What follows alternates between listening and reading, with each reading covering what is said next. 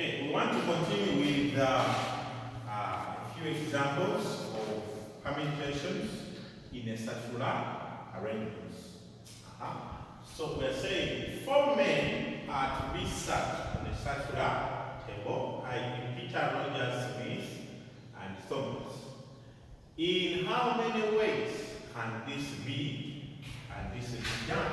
How many ways can this be done? Remember, we have said if you have any objects, you want to arrange them in a circular path, you are going to arrange them in n minus 1 factorial ways. That is, if the clockwise direction, the clockwise arrangement is different from the anti-clockwise arrangement. So in this case, we're saying the number of ways is going to be n minus 1. But what is n? There are 4 men, right? So that is 4 minus 1 factorial, which is actually 3 factorial, and that is 3 times 2 times 1, which is 6. So these guys, or the circular table, can be arranged in 6 ways. Can be arranged in 6 ways. Why do we subtract 1? Because we have to fix at least one of the positions. And then that means there are 3 extra positions where anyone can sit anywhere, right? So that is 3 factorial ways, which is actually 6. Now I want to look at another example, which includes us looking at the clockwise and anti-clockwise arrangements being the same. Okay, now we are saying, look at this example saying 9 beads are to be arranged on a circular line. All of them are of different colors, right? 2 arrangements are considered to be different if they appear the same when the ring is turned over. Of course, when you turn over the ring, it means that you are now going to consider the clockwise direction or the anti-clockwise direction. This is what I mean. For example, if the 9 beads, I'm going to attach numbers to each of those beads. So maybe the first one is here, then 2, then 3, then 4, 5, 6, 7, 8, and 9. These are 9 beads that we are dealing with. They are different. If you turn like this, right? What will happen is that the bead which was like this, is going to turn and become now 1, 2, 3, 4, 5, 6, 7, 8, 9. So if this bead, if you turn it, it looks like this. If this bead, if you turn it, it looks like this, right? So it means the clockwise arrangement and the anti-clockwise arrangement have been considered to be the same on the bead, right? So the movement, the arrangements, the clockwise and the anti-clockwise have been considered to be the same. It means for every 2 arrangements, 2 possible arrangements are going to be considered as 1. Every 2 possible arrangements are going to be considered as 1. So this one is equal to this. That means, in this case, the number of arrangements is, we say that's going to be n minus 1 factorial out of 2. But what is n? N is 8, 9. So that's going to be 9 minus 1 because there are 9 beads. 9 minus 1 factorial out of 2. So in this case, that is 8 factorial divided by 2. 8 factorial divided by 2. Let's use our calculators there to get the answer. This one is equal to 40320 out of 2. And if you divide by 2, the answer is 20160.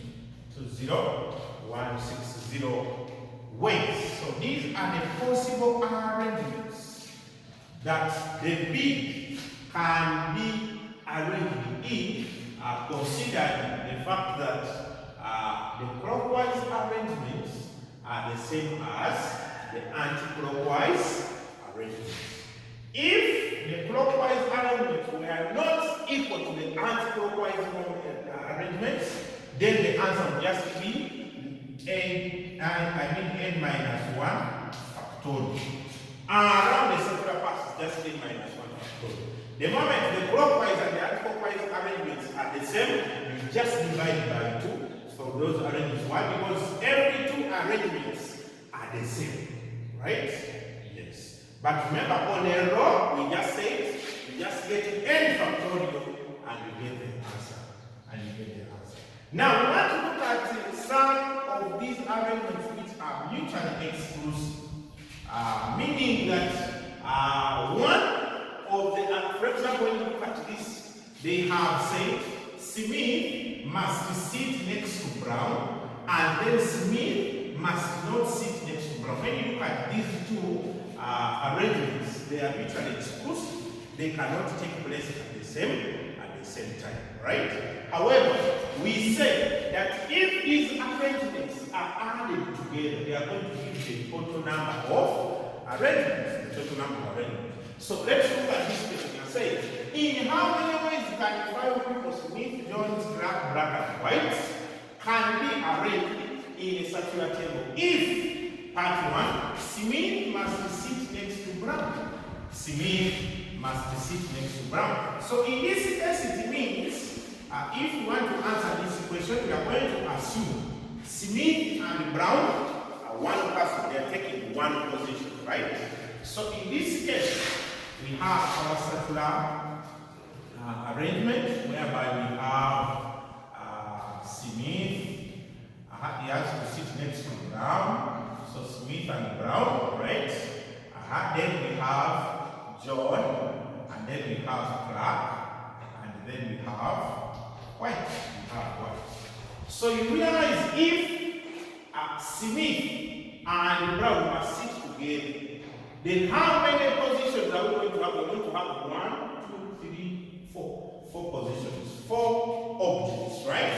So it means, in part A, that means now since there are 4 objects, it means now the answer is going to be 4 minus 1 factorial ways. 4 minus 1 factorial ways.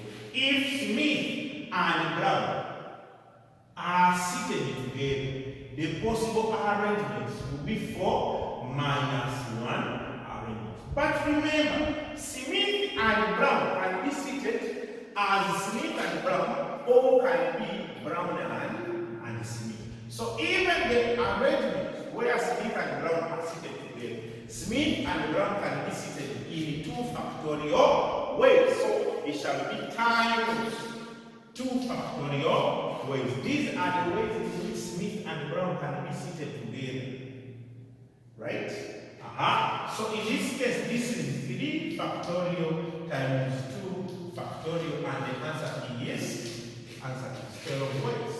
So the answer is 12 ways. So the next question they are saying, Smith must not sit next to Brown. Smith must not sit next to Brown. Remember I said these are mutually exclusive. There is no possibility where Smith is seated next to Brown and not seated next to Brown. So it means if you want the possible arrangements where Smith is seated next to Brown, he must not sit next to Brown. We are going to get the total possible arrangements minus the arrangements where Smith is seated next to Brown. So it means, so our part B, we are saying number of ways, those are arrangements, number of arrangements for Smith not next to Brown equals total number of arrangements minus arrangements for Smith next to next to brown. Next to brown. So what is the total number of arrangements? Total number of arrangements, that is n minus 1 factorial, which is actually, in this case, how many people? There are 5 people, right? So it's going to be 5 minus 1 factorial, then minus the number of arrangements where Smith is seated next to Brown, which we have already calculated as 12. We've already calculated as 12. So in this case, this is 5 minus 1 factorial. That is 4. 4 factorial. 4 factorial is 24.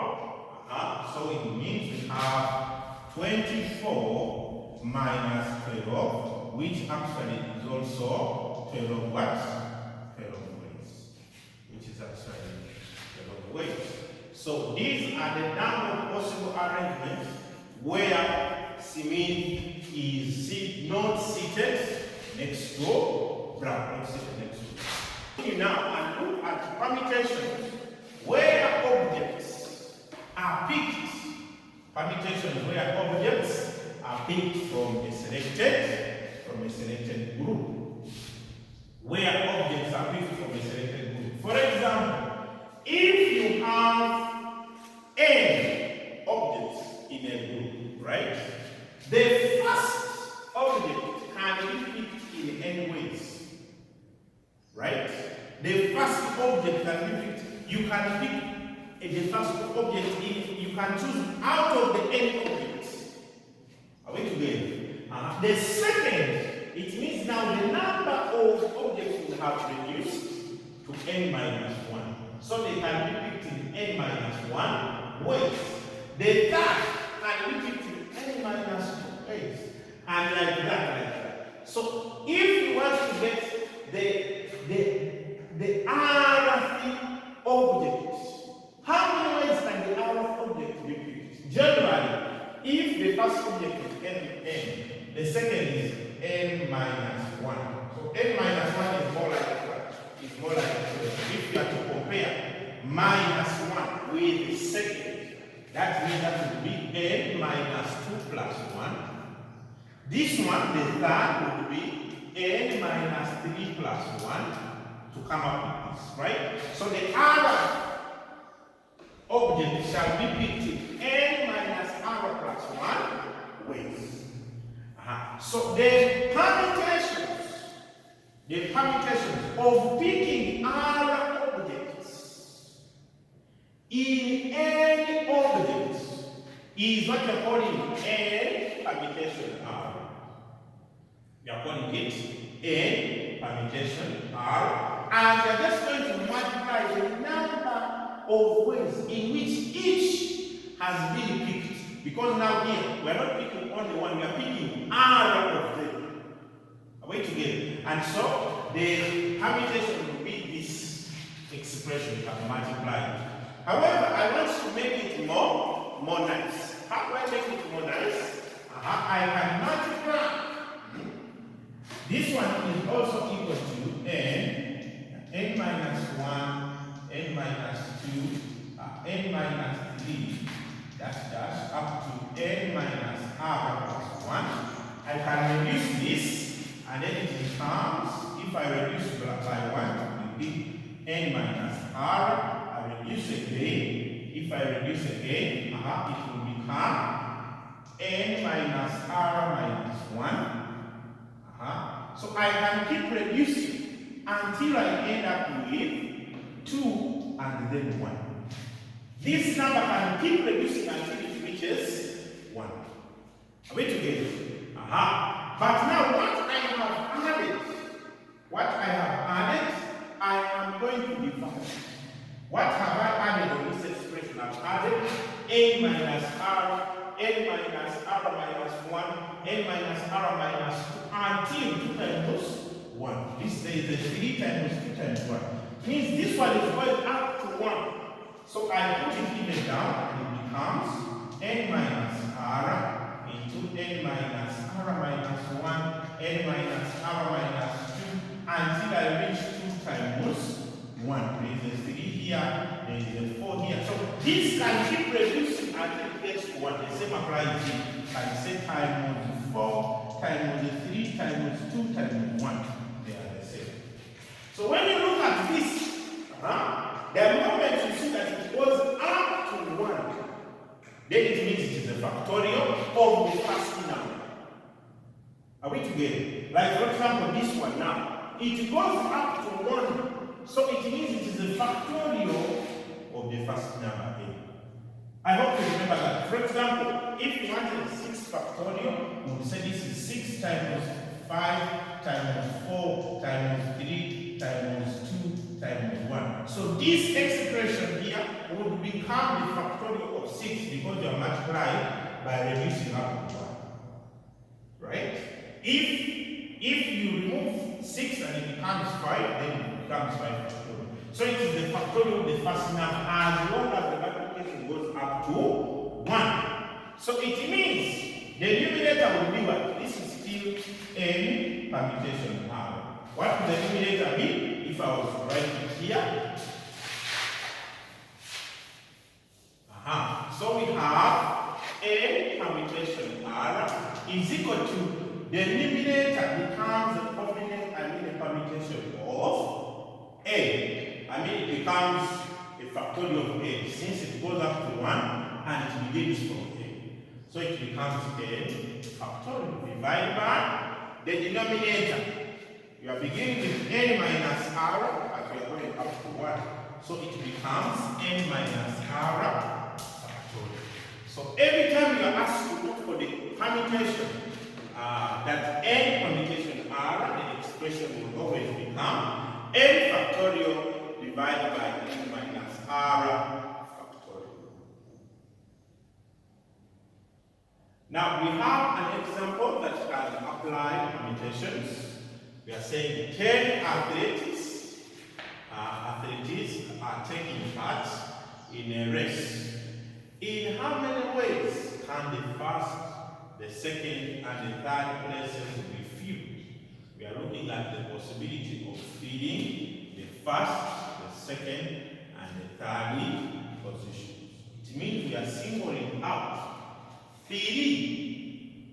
We are singling out 3 positions out of 10 positions. So the solution is like they are looking for 10 permutation 3. We are singling out the first 3 positions out of the 10 positions. How many ways can these ones be filled? Out of the 10, of course, all the 10 have the possibility of attaining position number 1, position number 2, position number 3. But how many of the 10 can obtain these positions and how can they be arranged? How many ways can they be arranged? That becomes 10 permutation 3, where in this case n is 10 and the r is 3. So that is going to be 10 factorial out of 10 minus 3 factorial. And it's actually 10 factorial out of 7 factorial. Let's use a calculator to get that answer. Calculator here, the answer will get 720 ways. So out of the 10 athletes, if each one has a chance to become either number 1, number 2, or number 3, those 3 places can be arranged in 720 ways. So that is it for now for permutations.